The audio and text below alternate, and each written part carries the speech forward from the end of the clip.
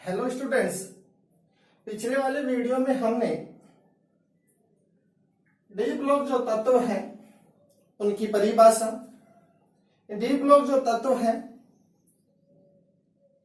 उनकी श्रेणियों और उन श्रेणियों में पहली श्रेणी 3D श्रेणी है। उस 3D श्रेणी में कौन से तत्व सम्मिलित हैं, अर्थात किस परमाणु क्रमांक से किस परमाणु क्रमांक तक के तत्वों को इसमें सम्मिलित किया गया है, और उन तत्वों के इलेक्ट्रॉनिक विन्यास के बारे में हमने डिस्कस किया था। आज हम डिस्कस करने जा रहे हैं 3D श्रेणी के तत्वों के गुणधर्मों में सामान्य प्रवृत्तियां, अर्थात जो 3D जो श्रेणी के जो तत्व हैं उनके जो गुणधर्म हैं, उन गुणधर्मों में क्या प्रवृत्तियां पाई जाती हैं, अर्थात उनमें क्या भिन्नता पाई जाती है।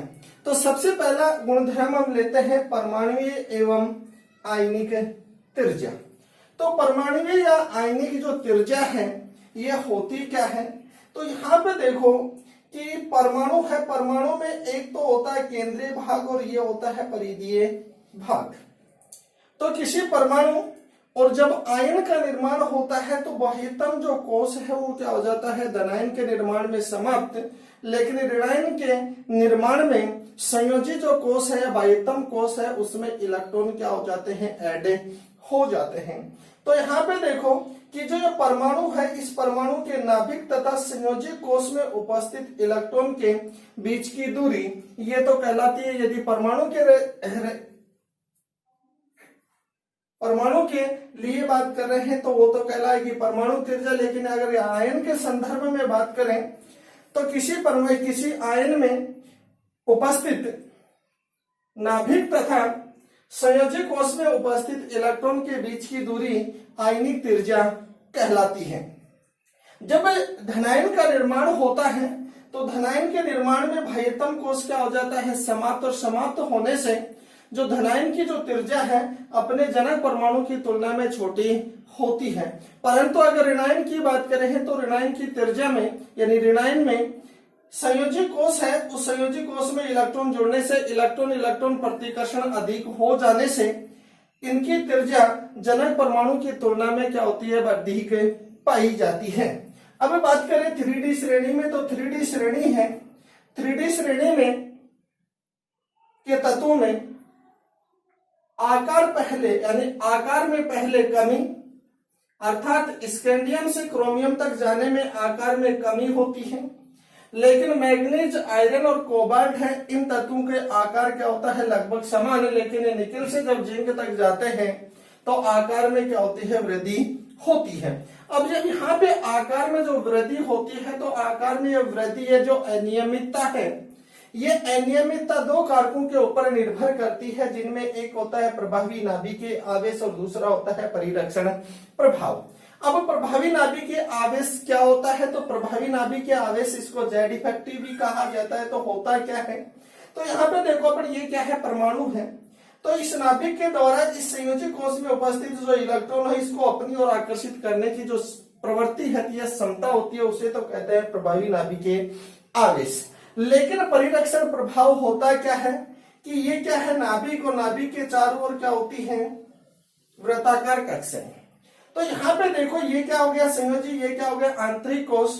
तो इस आंतरिक कोश में उपस्थित जो इलेक्ट्रॉन है, इस संयोजी कोश में उपस्थित जुड़ने वाले जो इलेक्ट्रॉन है उनको क्या करते हैं, प्रतिकर्षित करते हैं, और इनके प्रतिकर्षण के कारण कि प्रभावी नाभिकीय आवेश है उसके ऊपर कोई प्रभाव नहीं पड़ता, अर्थात आंतरिक कोश में उपस्थित इलेक्ट्रॉनों के द्वारा संयोजी कोश के इलेक्ट्रॉनों को प्रतिकर्षित करने से नाभिकीय आवेश पर होने वाले जो चार्ज है, अर्थात नाभिकीय आवेश को बढ़ने से रोकना, ये कहलाता है परिरक्षण प्रभाव। यदि प्रभावी नाभिकीय आवेश क्या होता है, परिरक्षण प्रभाव की तुलना में अधिक होता है तो आकार में क्या होती है, कमी। लेकिन यदि प्रभावी नाभिकीय आवेश और परिरक्षण प्रभाव दोनों समान होते हैं, अर्थात इनके परिमाण इक्वल होता है, तो आकार क्या होता है समान, परंतु यदि परिरक्षण प्रभाव नाभिक के आवेश की तुलना में अधिक प्रभावी हो जाता है तो आकार में होती है वृद्धि। तो यहाँ पे देखो कि जब स्कैंडियम से क्रोमियम तक जाते हैं तो आकार में कमी होती है। अब आकार में जो कमी कब होगी, जब प्रभावी नाभिकीय आवेश परिरक्षण प्रभाव की तुलना में अधिक प्रभावी होता है तो आकार में क्या होती है कमी। लेकिन मैग्नीज से कोबाल्ट तक जाने में परिरक्षण प्रभाव और नाभिकीय आवेश दोनों का मान क्या होता है इक्वल होता है, अर्थात दोनों का परिमाण समान होता है। लेकिन निकिल से जिंक तक जाने में आकार में वृद्धि, और आकार में जो वृद्धि है वो किसके कारण, क्योंकि निकिल से जिंक तक जाने पर परिरक्षण प्रभाव है ये प्रभावी नाभिकीय आवेश की तुलना में अधिक प्रभावी हो जाता है। तो ये तो हो गया कि 3D श्रेणी के जो तत्व है उनकी परमाणुीय एवं आयनिक त्रिज्या। इसके बाद में करते हैं आयनन विभव। अब ये आयनन जो विभव है, आयनन विभव या इसी को कहते हैं आयनन एंथैल्पी, इसी को कहते हैं आयनन ऊर्जा। अब ये आयनन विभव या आयनन एंथैल्पी या आयनन ऊर्जा होती क्या है, तो किसी उदासीन विलगित गैसीय परमाणु, किसी उदासीन विलगित गैसीय परमाणु के संयोजी यानी परमाणु किसी उदासीन विलगित गैसीय परमाणु की मूल अवस्था में संयोजी कोश में उपस्थित सबसे ढीले बंधे इलेक्ट्रॉन को पूर्णतः पृथक करने के लिए आवश्यक ऊर्जा ये कहलाती है आयनन विभव। तो यहाँ पे देखो ये नाभिक, ये क्या है आंतरिक कोश और ये क्या है संयोजी कोश। तो इस संयोजी कोश में उपस्थित सबसे जो ढीले बंधे जो इलेक्ट्रॉन है इनको मुक्त करने के लिए आवश्यक ऊर्जा कहलाती है आयनन विभव या फिर आयनन एंथैल्पी। अब आयनन जो एंथैल्पी या संक्रमण जो तत्व है, इन संक्रमण तत्वों का आकार क्या होता है लगभग समान होता है, और समान होने के कारण इनके आयनन विभव में विशेष अंतर नहीं पाया जाता है। और जो विशेष अंतर नहीं पाया जाता है तो सभी संक्रमण जो तत्व हैं उनके आयनन विभव का मान 6 से 10 इलेक्ट्रॉन वोल्ट होता है। अर्थात आकार में विशेष अंतर नहीं पाए जाने के कारण इनका जो आयनन विभव का जो मान होता है 6 इलेक्ट्रॉन वोल्ट से 10 इलेक्ट्रॉन वोल्ट तक होता है। बात करें एक्सेप्शन की तो कॉपर और क्रोमियम, तो बात क्रोमियम है और एक है कॉपर। क्रोमियम का परमाणु क्रमांक 24, यदि इसके मूल अवस्था में इनके इलेक्ट्रॉनिक विन्यास की बात करें तो 4s2 3d1, लेकिन इसकी बात करें तो आर्गन 29 4s2 3d10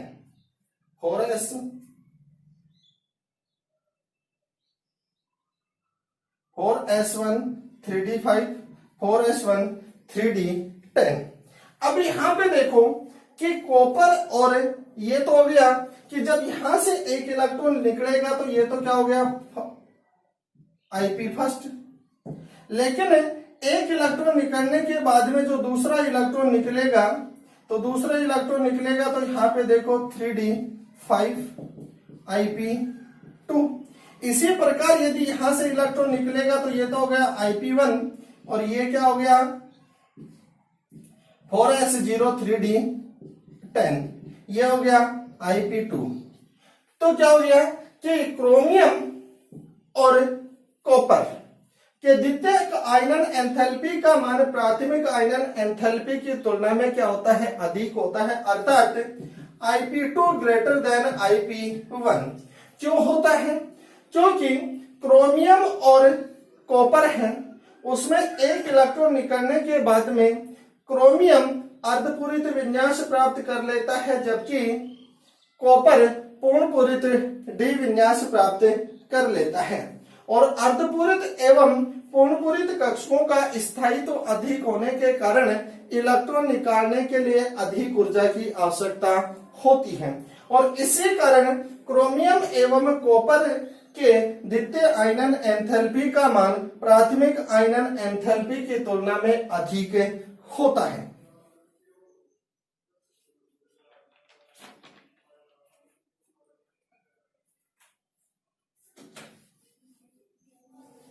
इसके बाद में है धात्विक प्रकृति, अर्थात जो संक्रमण जो तत्व है ये धात्विक प्रकृति के होते हैं।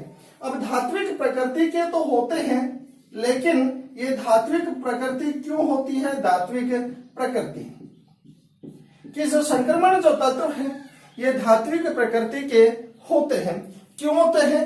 क्योंकि संक्रमण जो तत्व है, इन संक्रमण जो तत्व है इनमें प्रभावी नाभिक के आवेश की अधिकता, क्योंकि क्या होता है कि धात्विक प्रकृति होती है और धात्विक प्रकृति होने के कारण इनमें क्या होता है, प्रभावी नाभिक के एक तो आवेश की अधिकता तथा डी कक्षकों में अयुग्मित इलेक्ट्रॉनों की उपस्थिति के कारण ये प्रबल धात्विक बंधों का निर्माण करते हैं।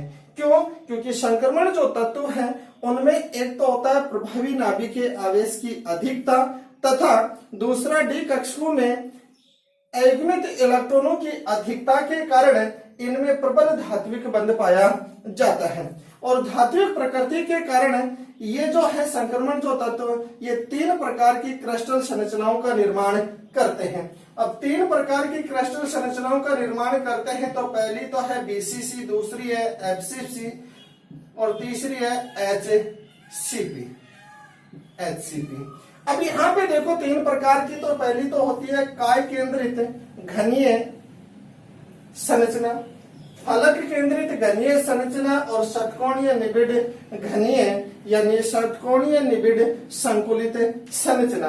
तो धात्विक जो प्रकृति के कारण जो संक्रमण जो तत्व है ये 3 प्रकार की संरचनाओं का निर्माण करते हैं, जिनमें बीसीसी, एफसीसी और एचसीपी। इसके बाद में है उत्प्रेरकीय गुण। अब ये उत्प्रेरकीय गुण क्या है?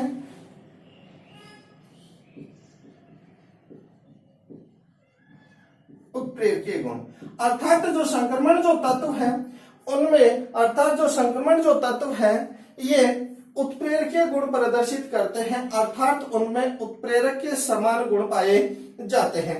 तो संक्रमण जो तत्व है इनमें आंशिक रूप से, यानी संक्रमण जो तत्व है इनमें आंशिक रूप से भरे डी कक्षक क्या होते हैं भाई, पाए जाते हैं। और आंशिक रूप से भरे जो डी कक्षक हैं ये इनकी उत्प्रेरकीय सक्रियता के लिए उत्तरदायी होते हैं। उत्प्रेरक की सतह पर क्या पाई जाती है? मुक्त संयोजकताएं पाई जाती है और मुक्त संयोजकताओं के कारण जो अभिक्रिया की दर तथा सतह पर क्रियाकारक पदार्थ की सांद्रता क्या कर देती है, बढ़ा देती है। इसी कारण इनमें क्या पाया जाता है, उत्प्रेरकीय गुण पाया जाता है।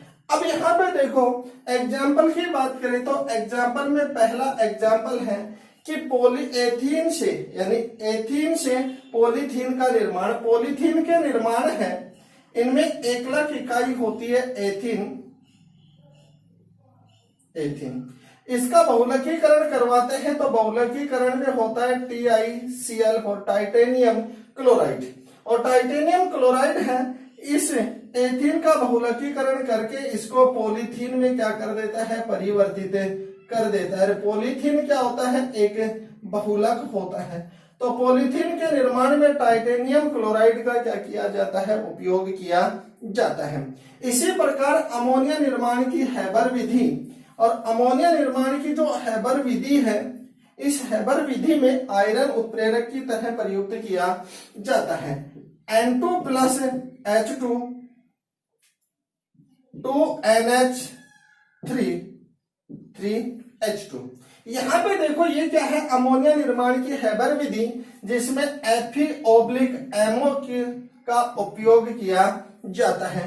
तो यहाँ पे देखो Fe है ये तो करता है उत्प्रेरक की तरह कार्य, लेकिन जो मोलिब्डेनम है यह वर्धक की तरह, अर्थात उत्प्रेरक वर्धक की तरह कार्य करता है, जो उत्प्रेरक की क्रियाशीलता को क्या कर देता है, बढ़ा देता है। इसी प्रकार यदि बात करें वनस्पति तेलों का हाइड्रोजनीकरण, तो वनस्पति जो तेल है, तेल इसका हाइड्रोजनीकरण करवाएंगे किसकी उपस्थिति में, निकेल की उपस्थिति में। निकेल क्या होता है, सॉलिड होता है। तो प्राप्त होता है वनस्पति घी, वनस्पति घी। और जो वनस्पति जो घी होता है, ये वनस्पति जो तेल होता है, ये तो होता है असंतृप्त यौगिक, असंतृप्त यौगिक। लेकिन जो वनस्पति घी होता है, ये होता है संतृप्त, संतृप्त। तो क्या हो गया कि जो उत्प्रेरकीय जो गुण है, ये उत्प्रेरकीय सक्रियता क्यों है इनमें पाई जाती है, तो इनमें क्या होता है, आंशिक रूप से भरे क्या होते हैं, डी कक्षक पाए जाते हैं। और आंशिक रूप से भरे डी कक्षकों के कारण इन ये उत्प्रेरकीय सक्रियता के प्रति उत्तरदायी होते हैं। इसी प्रकार देखिए पांचवा जो गुणधर्म, तो पांचवा गुणधर्म है अंतराकाशी यौगिक। और अंतराकाशी जो यौगिक है, ये होता क्या है,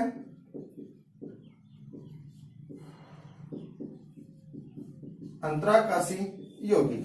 तो अंतराकाशी यौगिकों में होता क्या है कि संक्रमण तत्व में परमाणु के निबिड़ संकुलित होने से, अर्थात संक्रमण तत्व में परमाणु निबिड़ संकुलित होते हैं और इनके निबिड़ संकुलित होने से इनके बीच में छोटे छोटे क्या हो जाते हैं, रिक्त स्थान क्या हो जाते हैं, पाए जाते हैं। इन छोटे छोटे रिक्त स्थानों को कहा जाता है अंतराकाश, अंतराकाश। और इन अंतराकाशों में छोटे आकार के अधातु परमाणु जैसे हाइड्रोजन, बोरॉन, कार्बन और नाइट्रोजन, यदि मान लेते हैं यहाँ पर क्या होता है, बोरॉन प्रवेश कर जाता है, तो इनके प्रवेश करने से जो यौगिक प्राप्त होते हैं, उन यौगिकों को कहा जाता है अंतराकाशी यौगिक। ये जो अंतराकाशी जो यौगिक हैं, इन अंतराकाशी यौगिकों का जो यौगिक है, इनका जो संगठन है, ये अधातु एवं धातु परमाणु की त्रिज्या पर निर्भर करता है। और इन अंतराकाशी यौगिकों में जो ये छोटे आकार के जो अधातु परमाणु हैं, ये किसी भी वास्तविक बंध से नहीं जुड़े होते हैं। तो यहाँ पे देखो हमने 3D श्रेणी के तत्वों के गुणधर्मों में के सामान्य जो प्रवृत्तियां हैं, उनमें पहला है परमाणुीय आयनिक त्रिज्या, आयनन विभव, धात्विक प्रकृति, उत्प्रेरकीय गुण और अंतराकाशी यौगिक।